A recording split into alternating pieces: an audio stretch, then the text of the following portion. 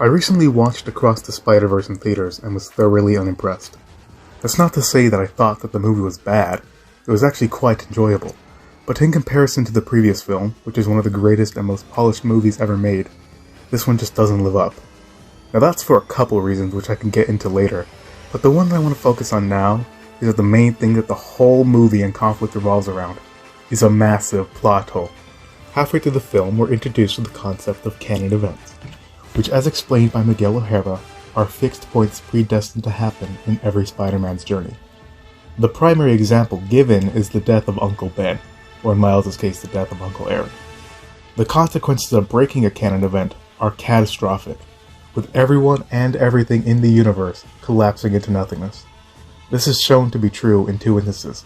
One in Miguel's past, when he tried to circumvent the death of a version of himself in another universe, causing that universe to die, and again when Miles saves a Captain character in the Indian universe, causing that world to also collapse.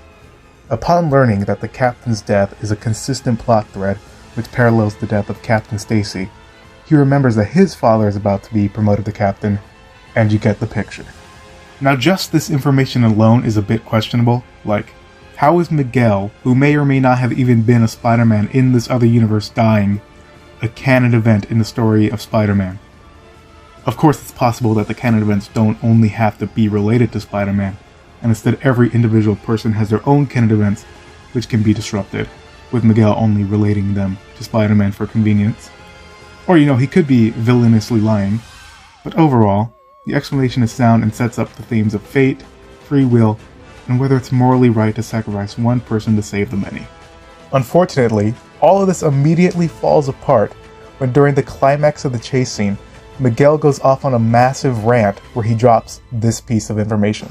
The spider that gave you your powers wasn't from your dimension. There's a world out there with no Spider-Man to protect them because it made you instead. You're not supposed to be Spider-Man. As it turns out, Miles is the original anomaly, which is a person or object existing in a universe they're not supposed to. Now, it would be reasonable to assume that an anomaly existing is a pretty big departure from canon, which would explain why Miguel and the Atrocity were so adamant about sending them back.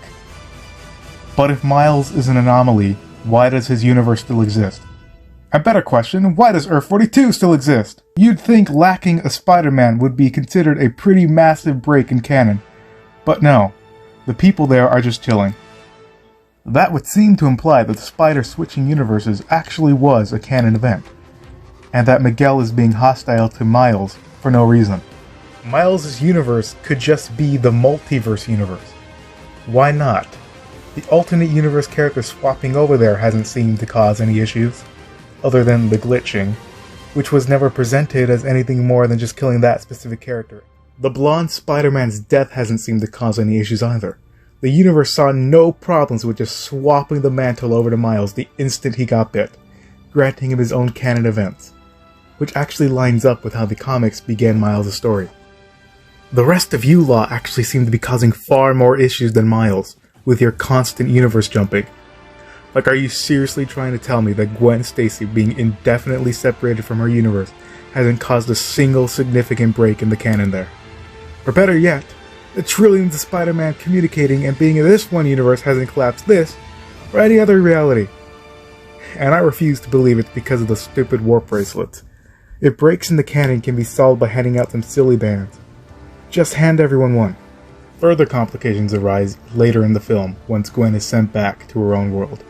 She ends up having a heartfelt conversation with her father, resolving the conflict of the opening prologue. During this, it's revealed that he quit his job from the police force and is therefore no longer a captain, and so is spared from dying. But no, that doesn't make any sense. It's evident by the fact that Miguel is able to tell Miles exactly when his father is about to die, that these canon events are predestined before the required criteria are even met.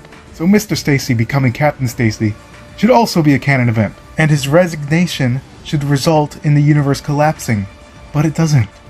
Why? Is this what the second half of the film is going to be about? Getting Jefferson to resign? Or will that suddenly not work? It's hard to know. Of course, it's possible that with this only being half a film, all the inconsistencies could be easily explained away and beyond, showing that it was never really a plot hole to begin with.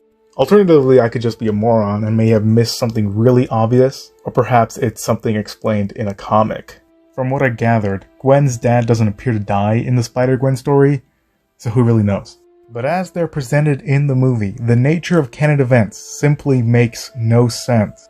And this isn't even taking into consideration that this series is now connected to the MCU, the Venomverse, and the numerous cartoon shows, which all have their own interpretation of the multiverse. That's a whole nother issue. Hopefully, Beyond is better able to explain what a canon event is, what counts as a canon break, and how far one can deviate from any specific canon event. If this were any other studio like Disney, I wouldn't hold any hopes. But since aside from releasing the Emoji Movie, Sony Animation has proven itself to be a competent studio, I think they can pull it off. If anyone has any explanation or other thoughts, I'd love to hear them in the comments. And until next time, have a nice weekend.